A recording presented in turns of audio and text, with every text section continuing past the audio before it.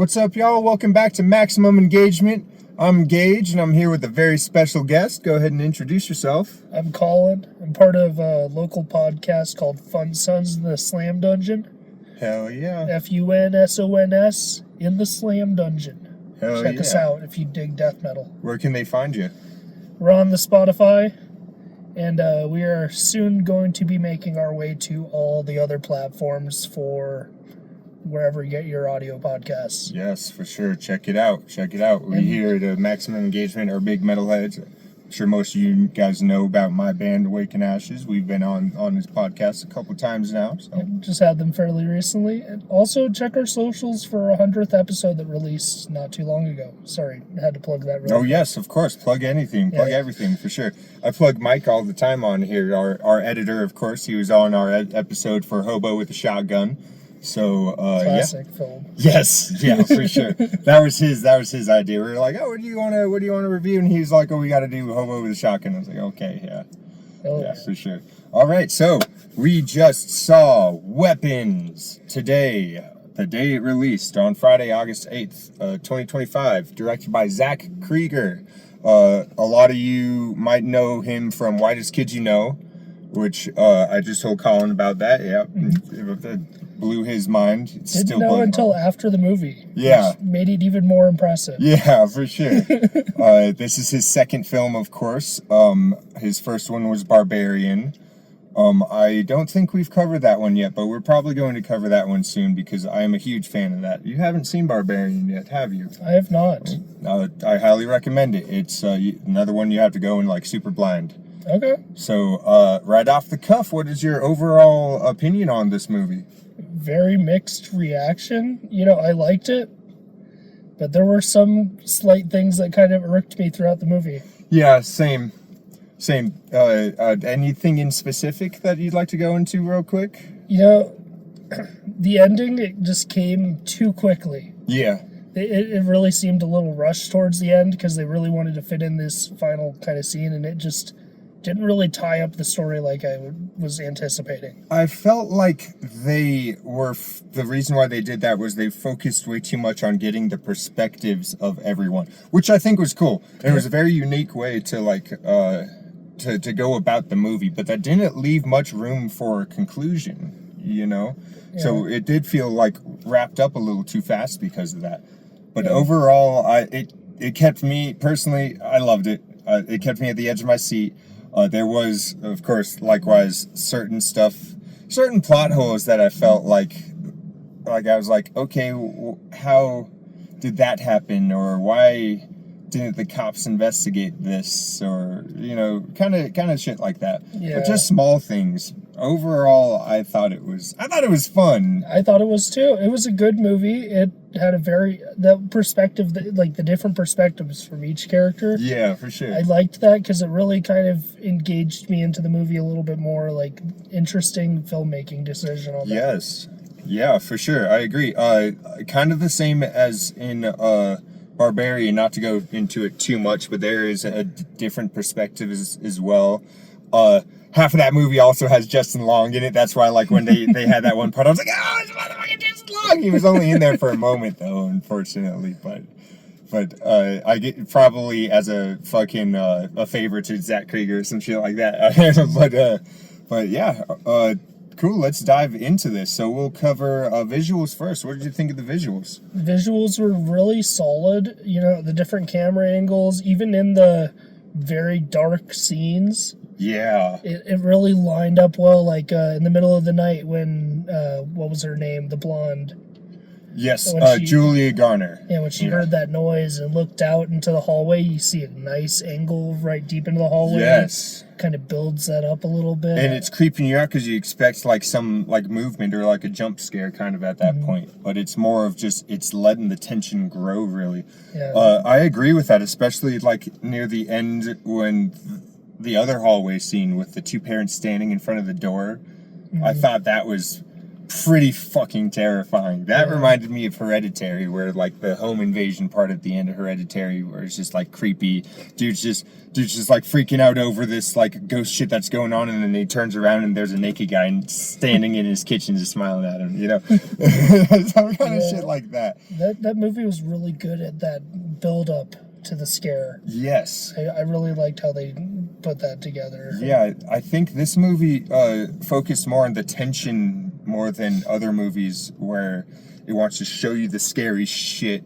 This movie's more like, oh, trust me, scary shit's coming. Mm-hmm. You know, it felt like that most of this movie. I think the cinematography was great. To go back to Barbarian, I think Barbarian was shot a little creepier, to be honest with you. Mm-hmm. This one was shot very creepy and very competently. There was some gorgeous shots. Like it's just mostly shot in this small town, it looks like, and it feels very like homey. It feels like, I don't know, kind of Twin Peaks-ish.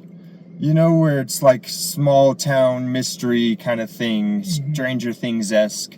And they really built into that with like the establishing shots of like the houses and like the town square and shit like that. Yeah, I agree with that completely.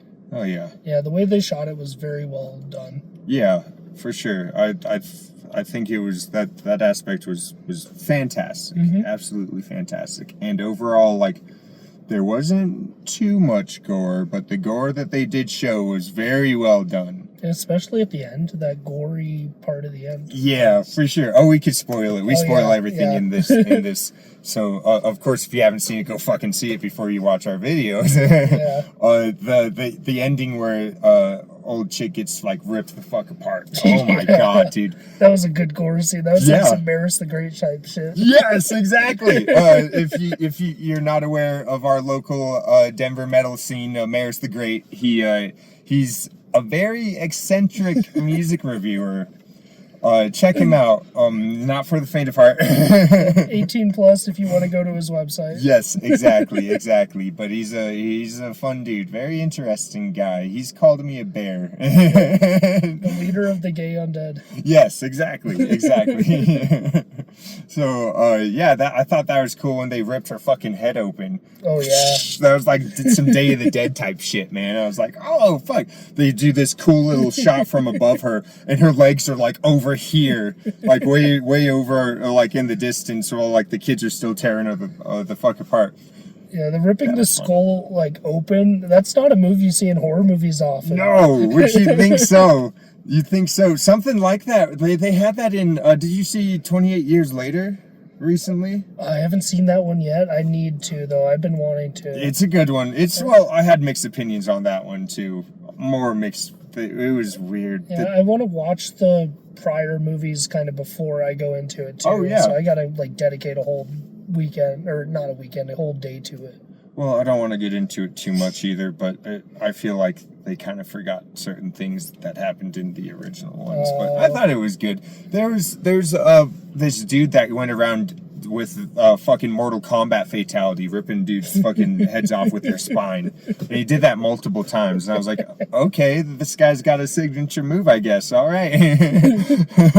So, it kind of reminded me of that, but it was a little bit more gruesome in that aspect. Yeah. It didn't show too much blood, though, because most of the movie, of course, was like the mystery. Yeah. You know? Yeah. But when it did show blood, like show gore, it like came out of nowhere. Like the part where she like had the parents just stabbing themselves with the fork. Yeah. I was like, oh, shit. You Like, see the holes in their cheeks. Yeah, exactly. And you see them like they're there for the rest of the movie too. It's like, oh, fuck, dude. Yeah. The ending is like a gore fest. It's pretty bloody. The part that everyone, of course, has seen online, the fucking the dude that plays Wong in the Marvel universe running up with his face all bloody, just going, ah! That was pretty satisfying. That whole scene was pretty fucked when he like killed his boyfriend or his husband or whatever. Mm-hmm. Holy shit, I wasn't expecting that. I was like, ah!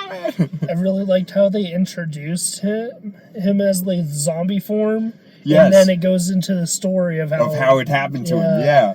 Like, in the way that he jumps in, too, it's in a scene where you really don't expect it to hit like that. No, because you expect it feels like a scene that's just going to be giving exposition, you know? Yeah. And it doesn't. Nope.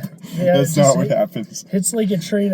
Those are the best jump scares, too. The ones where you're just in the middle of focusing on something. You're like, what is this getting to? And then bam, right there. Yeah. Insanity. So yes, visuals were fantastic. Anything you'd like to say about visuals before we move on? I think we covered it pretty well. For It's sure. very well rounded, and it didn't rely on one kind of part of the videography to really make it a good film. It had all that kind of background of all these different aspects. It used a lot of tricks, a lot of different tricks.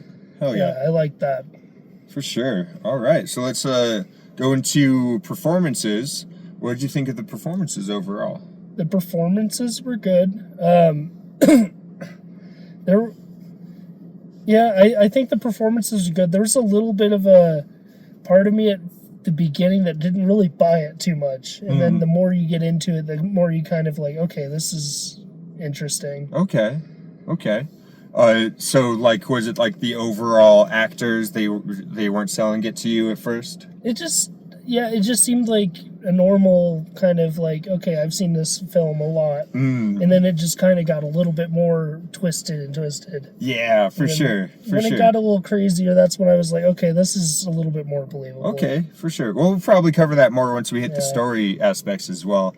I thought the performances were great. Julia Garner is great. She's been moving up in the world. You horror addicts probably know her. She was in Wolfman recently, and you comic book nerds probably know her better as the new Silver Surfer in the new Fantastic Four movie. Did you know that was her? I did not, actually. Yeah, that was for a sure. surprise. Yeah, hell yeah.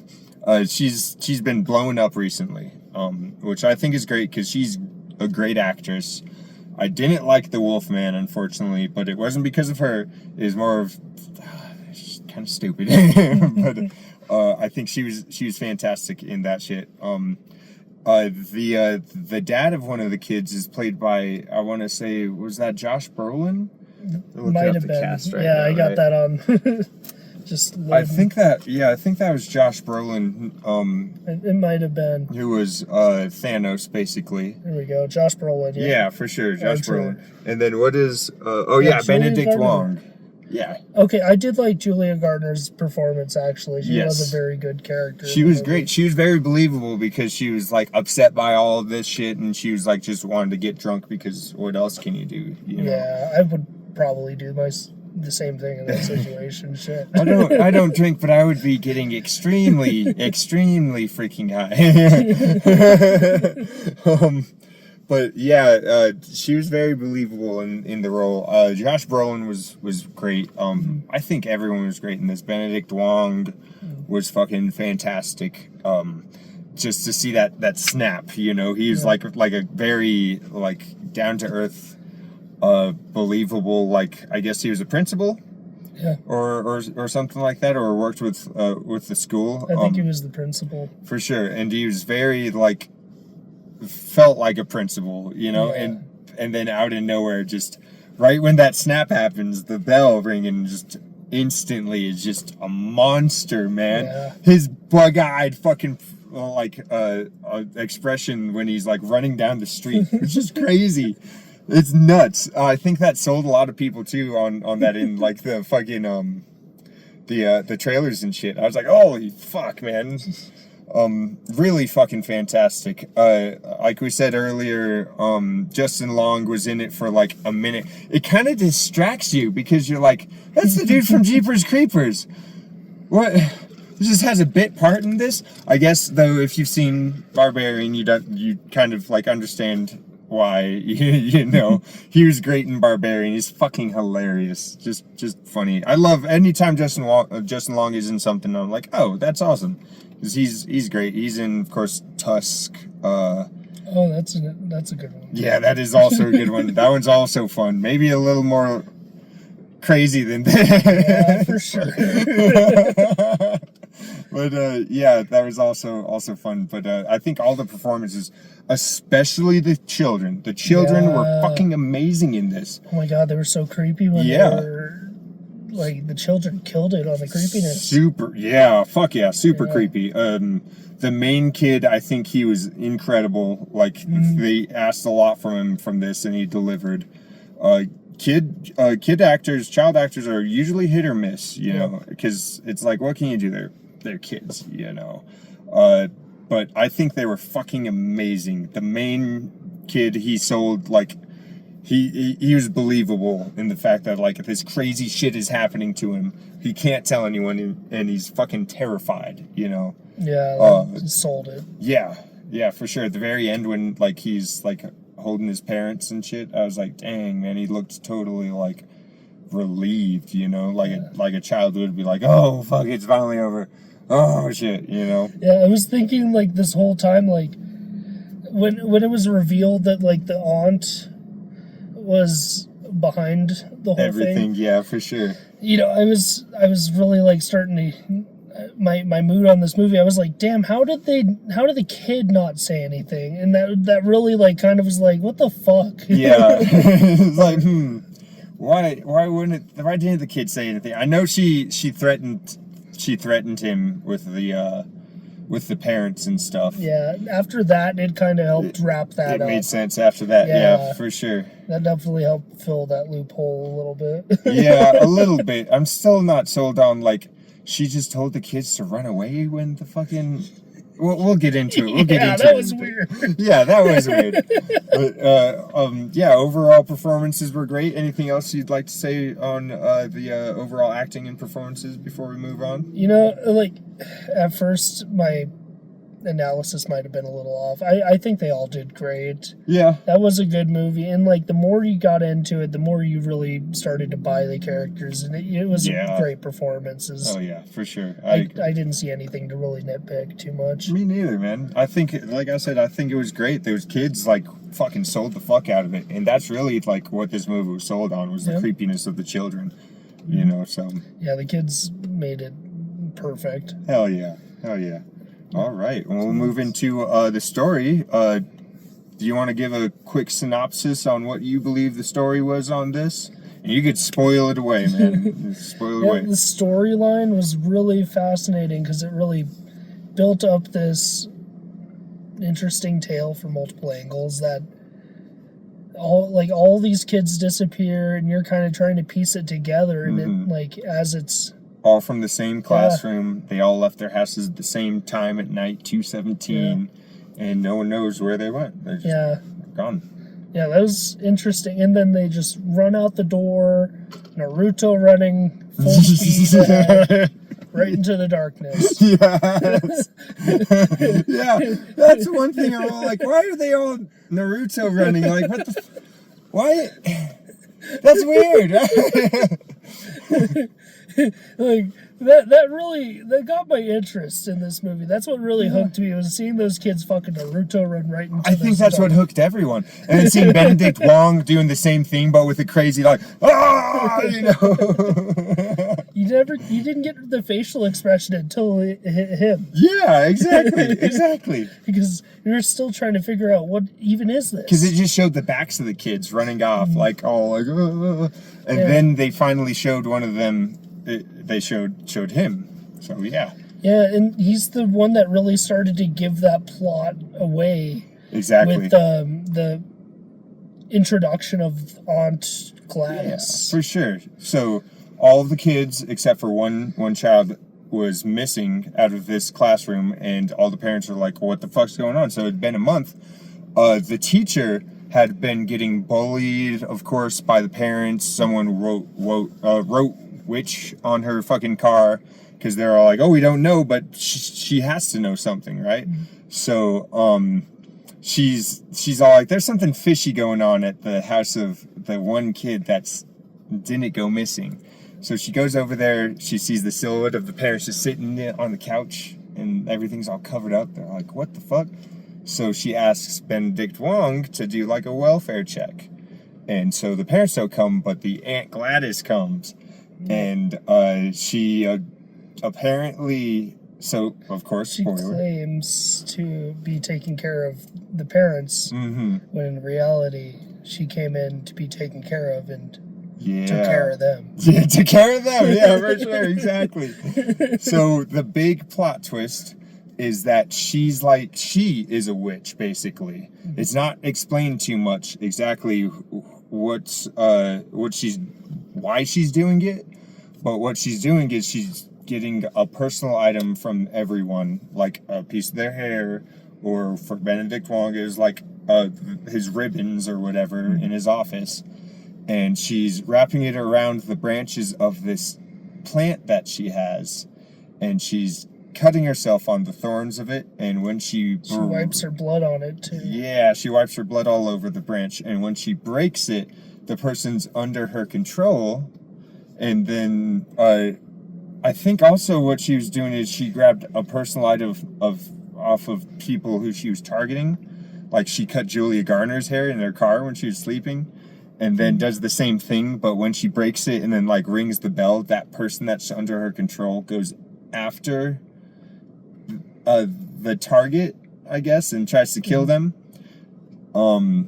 So that's what happened to the children. She asked the main kid to grab a personal item from all of his classmates, and he grabbed their name tags off of their bins. Yep, every one of them. Yep, for sure. And so she performed that little ritual, and so they all ran into the basement, and they've been in the basement the whole time. And when the cops were searching everywhere, she sent them off. There's a scene where they're like all running outside, and I'm like, nobody saw that.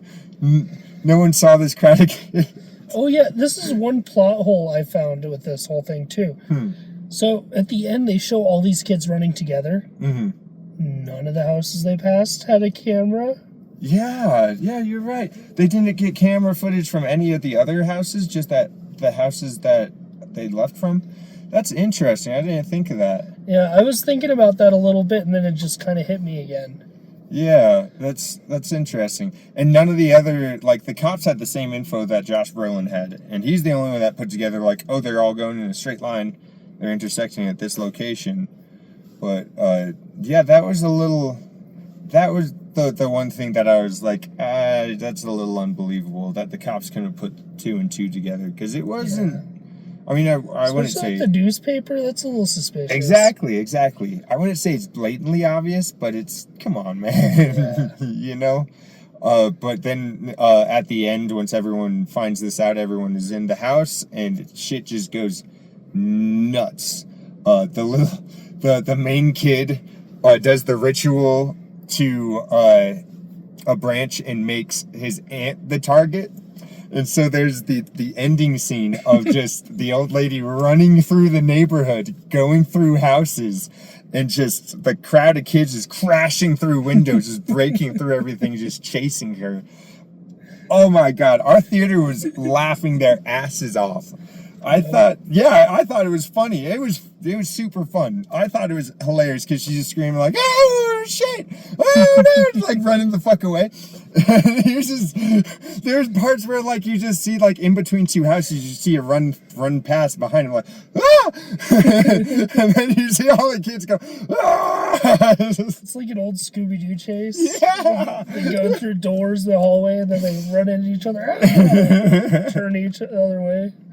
Yeah. It was almost like that sense of comical to it. It really was. You could see Zach Krieger's comedy roots. I mean, Wise Kids You Know gets fucking dark, you know? It's fucking dark. And I've been mentioning this a lot lately. Like, there's a lot of comedians or people who got their start in comedy who've been doing really well in horror lately. Yeah. You got Jordan Peele, of course, with Us, Nope, Get Out, and he's about to do Him as well. Yep, I want to see that one. Yeah, that one looks really good, for sure. You got Danny McBride, of course, from like Pineapple Express and Eastbound and Down and shit. One of my all-time favorite actors. He's fucking incredible. Hell yeah! I've seen Eastbound and Down start to finish at least like 4 times. Oh, that show is so good. Fucking good. It's so good. He was in Alien Covenant, and he wrote, if I remember right, he wrote and co-produced the new Halloween movies. Really? Yeah, for sure. Huh. Yeah. And he also great job in what was it? Righteous Gemstones too. Yes, Yeah, that show is fantastic as well. Awesome show. Hell yeah. I think he wrote that show as well, if I'm not mistaken. Yeah, I think he's a producer on that. Yeah, for sure. So, a lot of comedians have been like blown up as horror movie people now, which I think is great. I think they go hand also in have hand. different perspectives going into horror than a normal horror, like born and bred like horror filmmaker would make. Yeah, exactly. Like it's exactly. completely different viewpoints. This even had a few comedic moments that really broke the tension in certain areas very well. They balanced that a little bit better than some horror movies, because some horror movies are just so bad it's like laughable. Yeah, but you could tell they're trying to be super serious. With this, I felt like he knew what he was doing. He knew people would be laughing at the old lady running across the lawns and shit. Yeah, he balanced it perfectly, because it wasn't too many laughs, and it kept you hooked. Yeah. Oh yeah, I agree. It was entertaining, and I think overall, no matter what, good or bad, a horror movie has to be entertaining. Whether it's scary, whether it's like funny, whether it just keeps you on the edge of your seat, it has to be entertaining in one way or another. Yeah, this one does its job. Hell yeah. Would you say this is like a comedy horror or horror comedy, or would you just say it's a horror movie with like some brevity in it?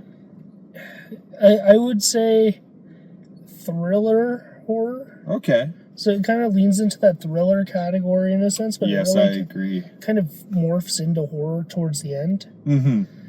Because like the vibe I got from this movie originally was a thriller. Like, yeah. Kind of going into the story. Like a thriller mystery kind of. But it did have those comedic elements that kind of like just here and there, but it wasn't staying for too long. It's just a couple of quick hits. Mm-hmm. Yeah. Yeah, I think it did have a little bit of an element, but it wasn't. I don't think comedy should be in that category. Yeah, for sure. I agree. We cover a lot of horror comedies on this because we try to find like the craziest fucking movies we possibly can. And I'd say this is up there with like one of the craziest movies, but not because it's like funny and scary at the same time. It is just like it's tension filled, you know. And definitely worth watching for it'll hook you in. Oh, one more thing that kind of confused me was everyone was having dreams of her, you know? Yeah. And seeing her like Pennywise in like fields and shit. They didn't explain why? Yeah, how? That was a little weird. That was another funny part too, when Josh Brolin had that dream of his kid. He walks in the house and he's like talking to his kid, and then his kid turned into the old lady, and he wakes up like, oh, the fuck! I think it looked a little bit more like a clown. Exactly. She had like makeup on. Her hair was a little crazier. It looked like I said, it looked like Pennywise at certain points, you know. But when you actually see her, she's not all done up like that. Yeah, it was a little different from the little glimpse you get of her before you like meet the character. Yeah, for sure. You know what that reminds? Oh man, inconsistent. You know what this movie really reminds me of? Have you seen The Black Phone? Yes. Yeah, it's a lot like that. Yeah. It has those thriller mystery parts and mixed in with horror, and it doesn't. By the end of it, it doesn't fully explain everything. That is really good. That's a really good mix. Yeah. Or not mix. Comparison. Yeah, that's a really good comparison, because it definitely had that same vibe of the movie for sure. Mm-hmm. And it definitely didn't fill those loopholes like those little plot things that we wanted. Yeah, exactly. Didn't completely fill that. Yeah, I think it explained as much as it wanted to, and it was all like, that's all you get. You can fill in the blanks yourself. You know? Yeah. Which I think is cool. I like movies like that, especially if they explain just enough, which I think they explain just enough. Yep. She's a crazy witch that fucking is taking control over people's bodies and shit, so. Yeah. Yeah. I agree. Oh yeah. So I think overall the story was like, I think it was good. It was essentially, it was pretty simple, you know, but it was done in a very effective way, especially with the splitting of the perspectives, going back to certain scenes and events that we had already seen, but from a different camera angle, following a different character. It had really good foreshadowing too. Yeah. In a lot of things, like I agree. even like the little just like from different perspectives, you see the same thing, but you see different details on Yes. the same events had taking place that you didn't notice like 20 minutes before. Exactly, for sure. And I think it's like it was highlighting it just so you could see it, like, oh hey, check this out. You know, which I think it was brilliant. Yeah. I thought it was fantastic. Yeah, the way they did that was really well done. It really thought out, or it was very well thought out. Yeah, very well thought out. I think on a script level, it was like very, very well made. Did you hear that Jordan Peele, speaking of Jordan Peele, that he fired, I guess, one of his like producers or executives because he lost out on buying the script for this movie to Zach Krieger? I was all like, oh shit, okay, yeah. Huh. Yeah, I think that's awesome. That is kind of cool. That just tells you how well made this movie was. If like the premier horror directors right now are fighting over the script itself, you know? Yeah. So yeah, fantastic. So any final thoughts on story before we move on? The story was good. Yeah, only complaint is this little things, but I think that might be part of the writing of it too. They make all these little kind of things like you're wondering about this, and it's not the story is not what you're thinking of. It's making you kind of guess at things. It has a lot of red herrings. A lot of red herrings. That's a perfect way to explain it. Mm-hmm. But that might have been how they intended to do it. So I think it was well done. For sure. I agree. Like the dream thing, that might be a red herring right there. Yeah. Well, they just showed her, and I don't know. It's so weird. And like in the middle of the field with the junkie dude. Oh yeah, that one was weird too. Yeah. That part like was totally straight from fucking It. It like was. Immediately, I was just like right when I saw her face, I was like, Georgie? Did they all float down here? Holy fuck. Yeah. There was a lot of moments where I kind of whispered to myself, what the fuck? Yeah.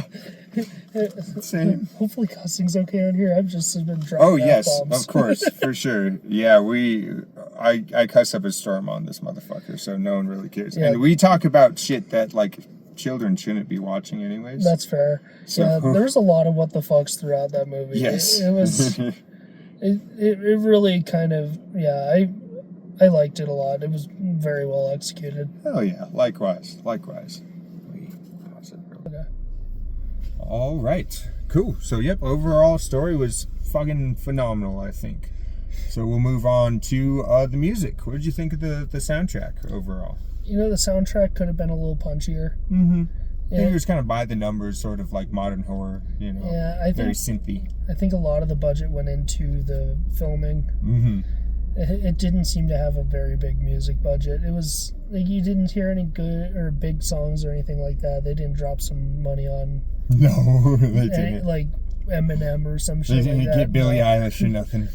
But, singing I'm a bad guy or some shit. Yeah, they did a good job at like setting the mood with the music. Yes. So I will give them credit for that, but music could have been better. I think it was, well, I don't know, I personally don't know if it could have been better exactly. They could have gone more all out, but I think it was very serviceable. It was sort of, it worked. Yeah, it was sort of John Carpenter-y, like OG Halloween, The Thing, shit like that. Good analysis. Yeah. Yeah, I can see that now. But if I'm gonna compare Barbarian again, Barbarian's soundtrack was way fucking better.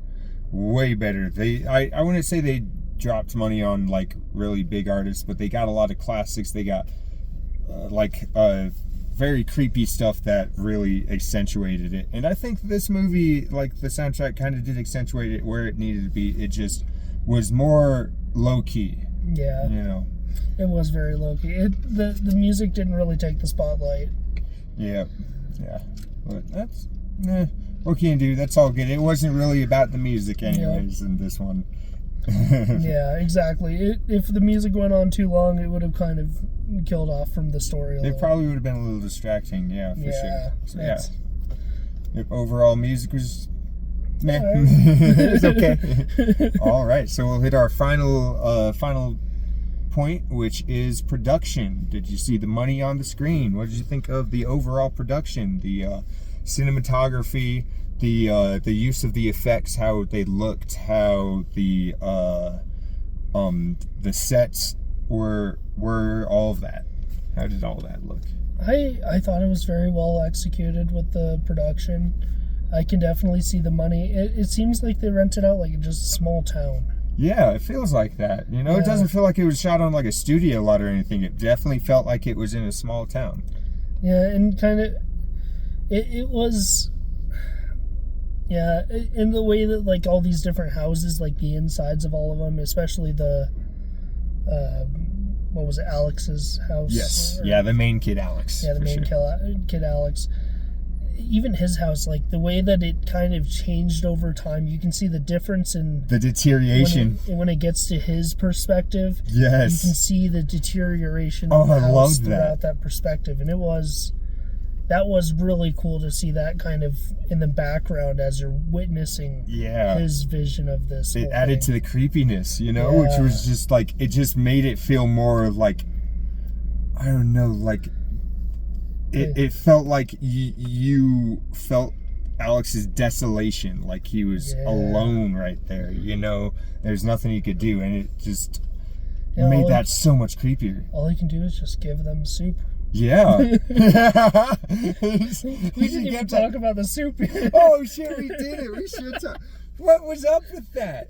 Was Campbell's like on the payroll? Did they have like a quota to meet for? Because there's a lot of Campbell's in this motherfucker. A lot of soup placements, for sure. A lot of soup hats. And like it was kind of creepy how he feeds the people soup. Yeah, it was, because like, they're like basically zombified, you know. Hey, and he starts off feeding his parents soup, and that's like, oh, that's kind of creepy, but okay. Dude.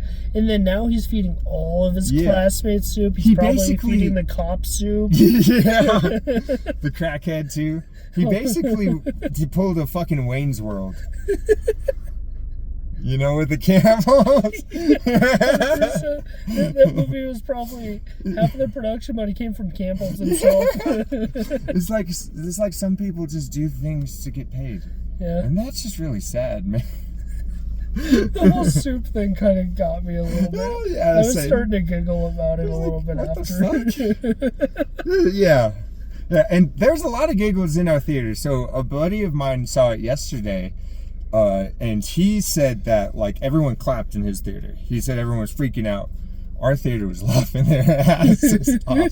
There's a lot of like youngins though. I'd say half of our theater looked like they were like 18, 19. Yeah, super young. They were pretty young. Probably not.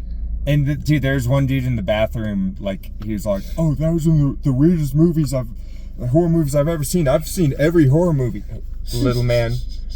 You haven't seen Bad Taste then. If you think that's the weirdest fucking horror movie out there, you haven't seen half the movies on this channel, buddy. That was, I really liked it. It was odd, but it was fun. Yeah, I thought it was fun too. I thought it was very well made.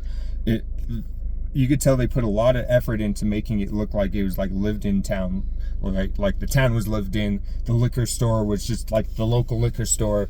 The houses looked like they were lived in, like just by like just regular people, you know. Yeah, I heard a couple of whispers of like bad reviews from certain people on the outside of the theater. They probably just didn't have the proper palate. Yeah, I think so too. And that's how a lot of these movies go too. When they first see them, like a lot of people don't like Barbarian. I think Barbarian's fucking incredible. But a lot of people don't like it, and that's just how the horror genre has always been. The horror genre is not for everyone, you know. Since the dawn of fucking film, you know, in the 20s, though, the horror genre has always been considered a genre for fucking sick fucks, you know. Yeah. since the dawn of fucking celluloid and all that shit, but people still go and see these movies even though they say they hate them. Yeah, packed theater. Yeah, it was packed. We went into the Jumbo Theater and it was still packed, and they might have said they didn't like it, but they still went and saw it. Yeah, that was a You know? minority of the theater too. There was a lot of people like kind of looking at each other like, Yeah. what the hell did we just witness? Yeah, for sure.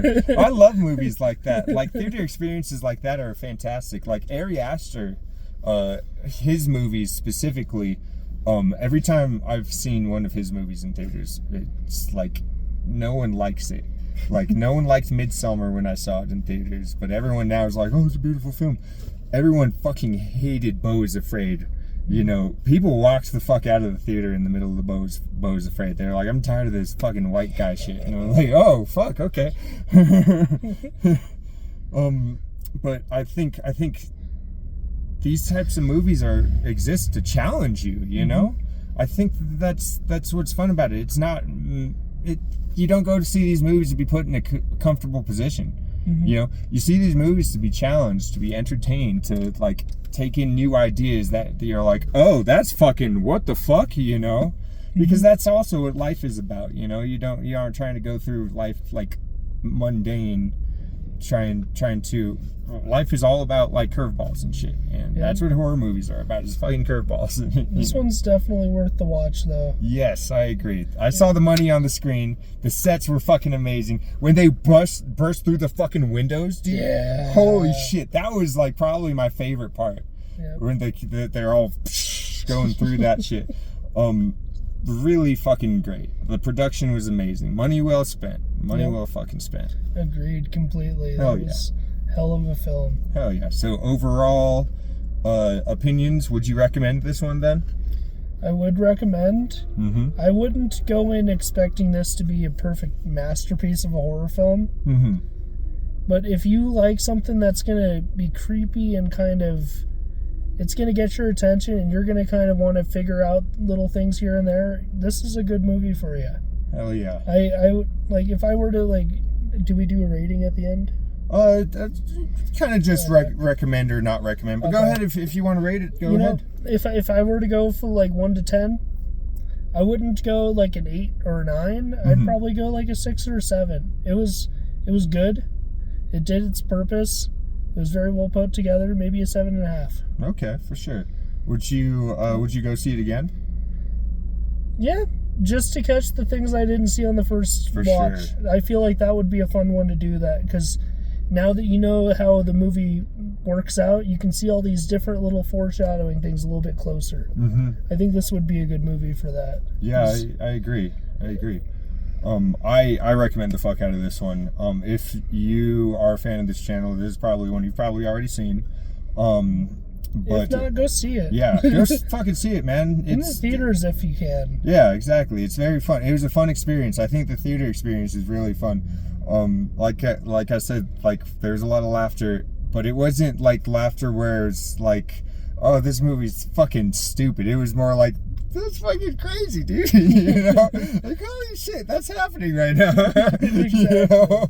Which I think is awesome and is super fun. So yes, highly recommend.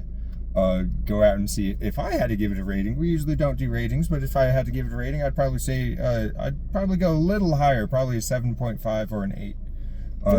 But I think that's just because like I don't know, I really like these type of movies, these ones that just go fucking batshit insane out of nowhere. Yeah, I'd probably go in that same range. That's reasonable. Oh yeah, for sure. All right, any final thoughts? No, I think that was it.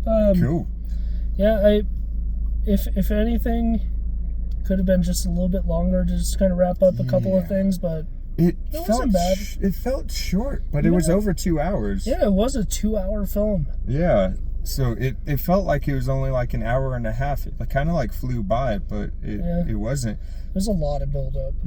A lot of build-up, and like we said earlier, it felt like the conclusion was just felt a little like rushed, just because they had to get to it, because they went and retread certain things from different perspectives. That's where it could have been a little longer. They could have stretched that out a little bit and just gave the viewers a little bit more chaos before the movie ends. Well, audiences seem to not like horror movies that are even this long. You know, they consider these like too long for certain horror movies. Yeah, that's true. But I'd say go as long as fucking possible. You know, Eye of the Storm, that fucking Stephen King movie or whatever, that's like 4 hours long. Fuck it, do it. Yeah, it just like it had a it was only maybe like 15, maybe 20 minutes of craziness. Yeah, but it was worth it. It was worth it though, and like, or maybe 30 with the spread throughout the whole movie. Mm-hmm.